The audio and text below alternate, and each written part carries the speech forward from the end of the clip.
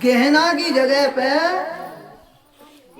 शायद है कि कोई पूरा गहना बनवा के ले जाते हो, जाता को मांग मांग के लेके और कर्जा लेके बनवा के, क्यों क्या हुआ जगह माताएं देखंगी तो जे किंगी के ब्याह में कछु आओ ना।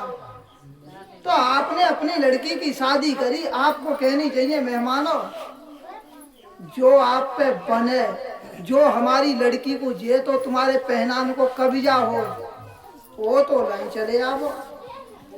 बदनामी करता है मेहमान के ऐसी जगह पे लड़की कर दी उनके कछ हो ही ना, तो उन्हें बुलावा ही मत वहां जगह, क्योंकि जितने बार मेहमान आए हैं उन्हें पे कछ ना, वो सब मांग मांग के ही पहन के आवत है कि ना है। शायद है कि कोई 100 में एक आध होगो को पूरा गहना बनवा पात होगो न, कर जाके मारे जो मीडियम लोग हैं ना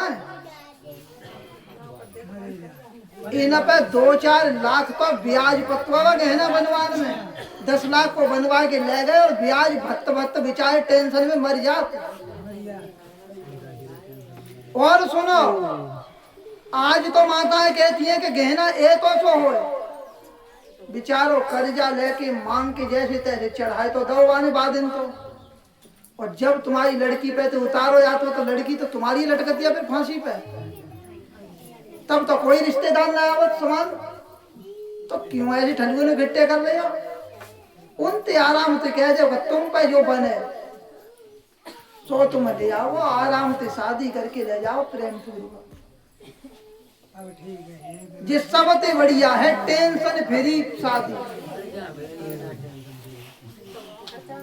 हाँ आपको करना है तो करो, सत्संग को मतलब है कि आप लोग सुखी, अच्छा मन में टेंशन कम होगी, बोझा दिमाग पे कम होगा, तब भजन होगा आपको।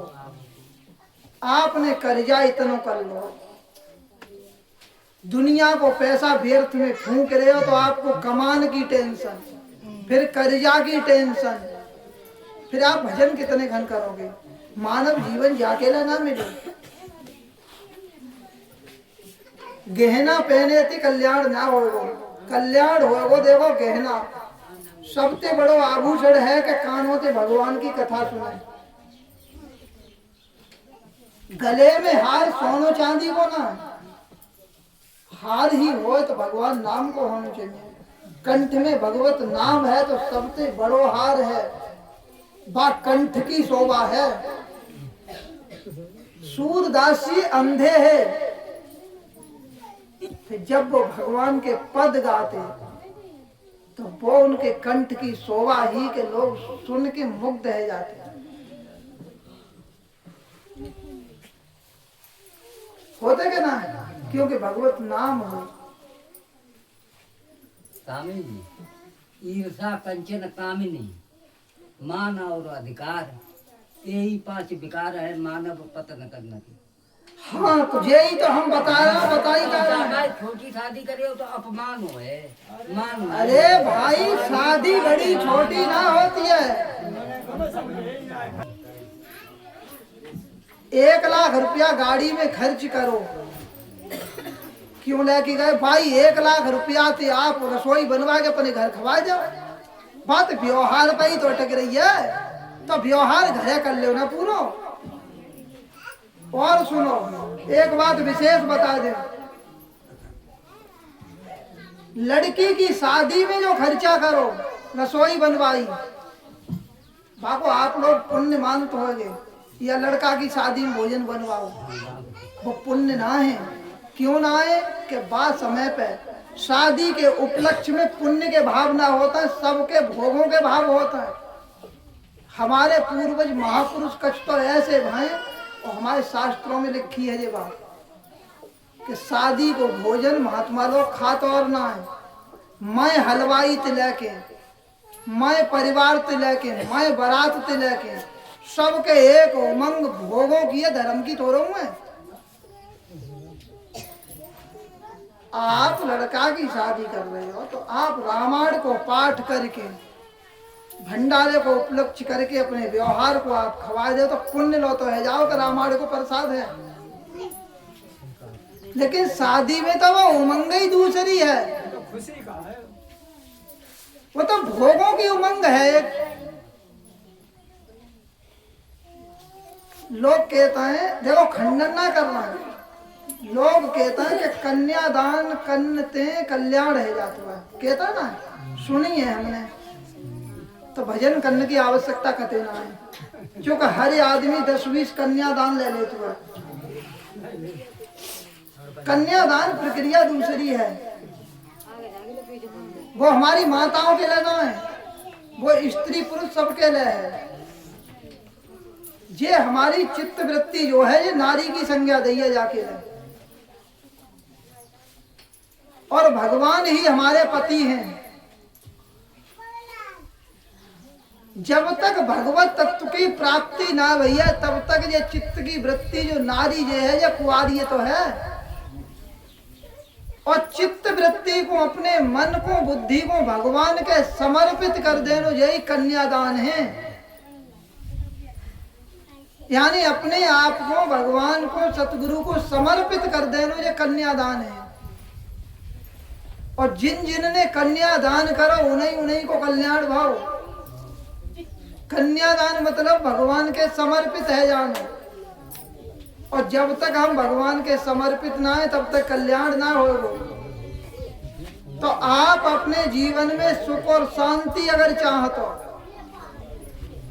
तो ये बारातों में जानो छोड़ो और खुद निष्ठा पक्की कर लो कि ना बारात में जानो है और ना बारात ले जानी है। 5-7 आदमी जाएंगे, आराम से शादी कर लेंगे। और जब सबकी भावना यही है जाए, तो गिल्ला फिर कौन करे हो किनको। लेकिन सब एक संग ना है सकत, क्योंकि सबको रास्ता न पता है। आपने अपनी लड़का की या लड़की की शादी में 5 आदमी बुलाए या 5 लेके गए, दूसरों सोचा हो कि इन्हें जे काम थी तो वही निकल ना पाए, 5 ले गए। ना कोई बदनामी के बैनर लगे, तो क्यों हम खर्चा है तो करें, हम ऐसे ही करेंगे। और 30 आई गली थी निकल जाओ, 4 निकल जाओ, सब 22 निकलने लगेंगे। फिर इतने खर्चा बढ़ाए रखे हैं। देखो पहले जन्मदिन कोई ना मनाता। अरे आप विचार करो, जन्मदिन किनके मनाए जाते हैं? जो भगवान को भजन करके, या तो जो महापुरुष जो है जन्म मरण से मुक्त है गए, या भगवान के जन्मदिन मनाए जाता है। क्योंकि वो जन्म सराहनीय है। जो जन्म लेके उन्होंने भजन करो, भजन करके मुक्त है गए, फिर उनकी मृत्यु को दिन मनाया जाता है। क्योंकि अब इन्हें दोबारा मरनो ना है, ना जन्म लेनो है और ना मरनो है, तो उनको मृत्यु को दिन मनाया जाता है, जन्म को दिन मनाया जाता है। आज आप जन्मदिन मना रहे हो, कल मर गए, तो जन्म कहाँ सराहनीय है? फिर जन्म वो सराहनीय है कि जाके पीछे फिर मृत्यु ना हो, और मृत्यु वो सराहनीय है कि जाके बाद फिर जन्म ना हो। वो जन्मदिन है। और अब है, हमने 2-4 दिन पहले एक नई बात सुनी, पहले ना सुनी। काऊ की शादी भाई पिछली साल, तो अब हमने सुनी है कि शादी को वो दिन आगे जब आवे हो, वो दिन मनाओ जाता है। अच्छा आप ये बताओ, वहां में कौन सी खुशी मनाई जा रही है? धर्म को दिन मनाओ तो ठीक है, लेकिन वो भोगों की तुम्हें सामग्री मिल गई, तो बाहु दिन की खुशी मना रहा है कि हमें तोहफा मिल गया। यानी शादी को दिन मनाओ या तो तुम्हारे जीवन में मनाओ या तो अब याद कर ले, पर मना ले करो कि हमारा कब ब्याह हो। अब सब मना रहे, हम क्या करें? अच्छा आप विचार करो कि सुखी है सकत वह मनुष्य? व्यर्थ के मोहर, व्यर्थ के मुंडन। अब आप विचार करो, जैसे इनको बालक है, तो कोई मनोती मान है, तो जे माने जे क्यों मना रहा है? बाप कब्जा है कि ना है? 20 रिश्तेदार हैं, लड़का पैदा भाव सबने कह दी कि हुआ मुंह बोर करेंगे, हुआ मुंह बोर करेंगे, हुआ मुंह बोर कर, का मतलब हुआ? हाँ, एक काम तो करो जात हुआ कि हमारे रिश्तेदार के बालक ना हो या बीमार हो, ठीक है वो तो हे देवता महाराज हम आपके नाम से प्रसाद बांट दें, और वो खुद खरीदे और खुद बांट दें। एक मिनट महाराज, कल हम गए शायद लड़की ये कोई चीज की। हाँ, अब माताएं बोल देती हैं मुंह बोर। ये तो बड़े से बालक को मोटरसाइकिल पे लेके बाकी माँ तुमने 50 जगह बोल दो तो वो 50 जगह शायद है कि लाए लाए वो को रोड पर गिर के मरना या मैं तारी वो बालक दोनों। तुमने मुंह बोर बोलो है तो तुमने या देवता को बोलो हुआ, तुम देवता को चढ़ाए जाओ। बालक के जो ले जो बोलो हो तो बालक को दिया हो जाएगी। कपड़ा बोलो है, मिठाई बोली है, प्रसाद बोलो है, क्या वो माँ ऐसे बड़े बालक को लेके सब जगह पूरे विश्व में तुमने नौत रखे हैं तो लाइन लाइन फिर है। तो ऐसे माता ना बोलो जात हुआ, माताओं में ये कमी है। झलुआ बोल दे आओ। हाँ, तो ये माताएं तो हैं बेचारी।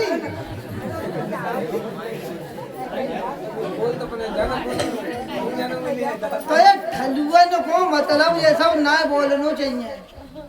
हाँ, उन्हें बोलना है तो एक तरह से वो बोले क्या उन्हें जैसे कोई उनको देवता या भगवान है तब ये बोले कि हे भगवान हम आपके यहाँ 10 रुपया हो, 20 रुपया हो, 50 रुपया हो या 50,000 को प्रसाद बांटेंगे।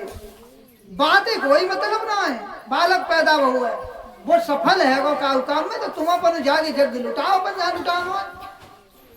क्यों बातें का मतलब बोलो है तुमने के बहाने बहाने बोलो है तो वो करा। तो ये व्यर्थ में आप काऊ के ना बोले करो, क्योंकि दूसरे को बहुत दिक्कत होती है जाते हैं और काऊ को दिक्कत ना पहुंचानी चाहिए। आपने बोलो तो आप अपनों कर दे अपन देवता पे जाके। तो ऐसी बातें जीवन में उतार ले आप, आगे फिर अगली बार बताएंगे कैसे। ठीक है, आज तई ओम ओम जपे करो और ये बराते कम से कम करो, क्योंकि हम तो यहाँ जगह रह रहे हैं तो रोज देख रहे हैं कि यहाँ जगह कोई सेवा करने के लिए काऊ के पास समय ना है, लेकिन बारात कोई ना छोड़ सकत। और आगे जेऊ बताएंगे महाराज जी पेट खराब है गो, बीमार है गए, कालरा बन गो, क्यों जा रहे हो आप? तो कहा महाराज जी व्यवहार खराब है जाएगा। तुम बीमार जब होगे और तुम अस्पताल में भर्ती होगे तो कोई रिश्तेदार ना आवे बोले ये इलाज हम करवा दे, फिर तुम्हें जमीन बेच के कराना होगा अपनी।